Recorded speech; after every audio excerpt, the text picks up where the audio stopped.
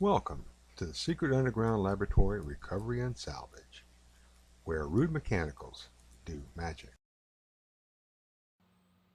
Hello, I'm Bronze Age, Director of the Secret Underground Laboratory Recovery and Salvage. And today we're at the lamp bench where we're going on an adventure.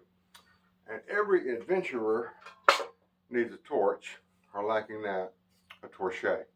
Now, artistic styles and movements come and then they go, and then they come back again. So using style for trying to figure out how old something is, especially a lamp, very unreliable. The people who make and design lamps really don't care. They'll mix and match because all they want is something that just looks nice when in somebody's house. And we have all the basic Art Nouveau motifs, acanthus leaves, all these nice curls and curves and stuff, and even these little acorns right here. Well, what can you say? Up at the top here, we've got some feathers and more acanthus leaves. The jacket for the pipe here is chrome plated. And that's sort of important because chrome plating wasn't actually perfected until the 1920s and didn't become common as an industrial process until the 30s. So that tells me this lamp is somewhere late 30s, most likely before World War II. Except for this steel and chrome plated pipe in the middle, the rest of this is pot metal, pewter, spelter, whatever you want to call it. It's definitely not brass. And this type of lamp is called torchiere. Torchieres have a shade that is just like a big bowl with a neck on it, much like this. And it just slips down in here and is held on with nothing to gravity. As a result of that, they have a higher casualty rate than most other lampshades. The customer doesn't actually have a torchiere shade which would fit this, but she does have this, and she would like it to be on there like that. And that's our adventure today, taking this almost 100-year-old lamp and putting I don't know, this is probably 20 or 30-year-old lampshade on it. Floor lamps can be very awkward to work on because they're just a little too tall when they're on the floor and way too tall when they're on the bench. So I've got this fixture here. It brings it down to a more manageable angle. The socket's called a mogul. That is the largest of the common household bulbs. It's a hickey socket, which means that you wire this and then pull it down and fasten it to this hickey. And this type of lamp would have had a through-way bulb in it. It would probably start off at 100 watts, go to 200, then maybe go up to 250. I have seen mogul bulbs up to 500 watts. And that goes back to the days when your overhead lamps in your house fairly dim. So if you wanted to do some knitting or read the paper or whatever, you had to have a bright light, preferably one that you could carry around the house and put it where you needed it. And that is our mogul socket. Now I'll turn the pipe back up horizontal before I unscrew the top here, because this is sort of like a string of beads, and with this pipe slanted towards the floor, everything would have just come apart. And that hot metal base down there hit the floor, would not be good.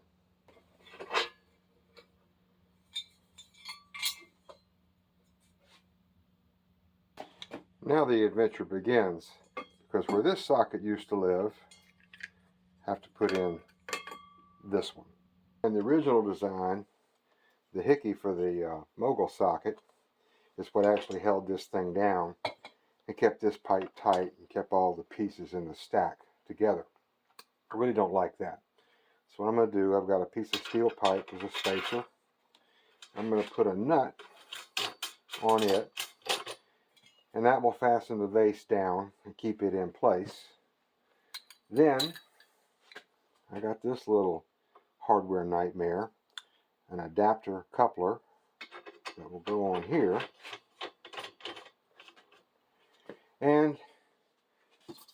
this collar, which goes in the base like that, will come out right about the top of the socket, and that will hold the shade in place. Now all I have to do is wire this thing, which I've got to do with all of this stuff in place. I'm going to start by tinning the wires. This wire is all multi-stranded, makes it flexible, easy to go around curves, and it won't take a kink. But the National Electrical Code says you can't put stranded wires under screw terminals. They won't stay tight. They'll splay out and get loose. So the solution is a drop of solder on the tip of each one, and it makes that multi-stranded wire into one wire. I'm going to explain the wiring here because this may be the last time anything in this video makes any sense at all. But it starts off with a keyless three-way socket. There's two terminals down here on the bottom, and there are 3 screws. I have a silver screw, a brass-coated screw, and a black screw. I have a 3-way switch, 3 wires, a black one, a blue one, and a red one, and I have 1 extra white wire. Now, the blue wire goes to the brass-colored screw. And it is important, because if you get these backwards, the lamp still works. But you want to get them with blue to brass and red to black. And the simple reason for that is that determines the sequence, that the brightness of the lights. I'm going to put the white wire on the silver screw. And to simulate that we're inside the lamp, I've got the black wire, and that goes to the cord. Now one side of the cord has ridges on it, one side is smooth. And the black one always goes to the smooth one. Whichever wire is going to the switch goes to your smooth wire. And the white one goes to the side with the ridges.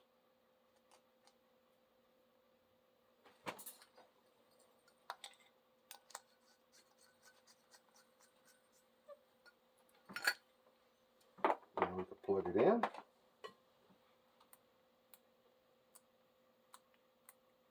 Dim, medium, bright. If you get these wires mixed up, it's going to be out of order, and that will just drive some people absolutely crazy. Now this part is going to make spectacularly bad video, because seriously, there's just nothing to see. But I'm sliding the little hardware thingy down in here. I'm going to get it started on the top of that pipe, and then twist it around until it's tight enough, and then get that switch to come out that hole right there. Now whether all of that is actually possible, I'm not really sure yet. As the great philosopher Mendacious of Bogosia said, just because something is impossible, it doesn't mean it can't be done. The last step is to solder these 2 connections, the black wire to the smooth side insulation, the white wire to the ridge side, as always, and they will be covered up in shrink wrap.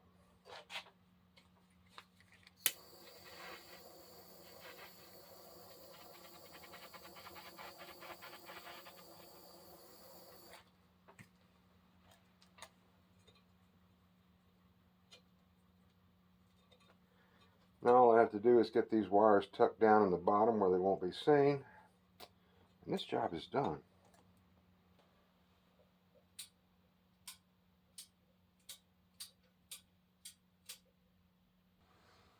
I've had quite a few customers bring floor lamps to the lab to have the mogul socket and bulb thrown away and replaced with a regular 3-way Edison.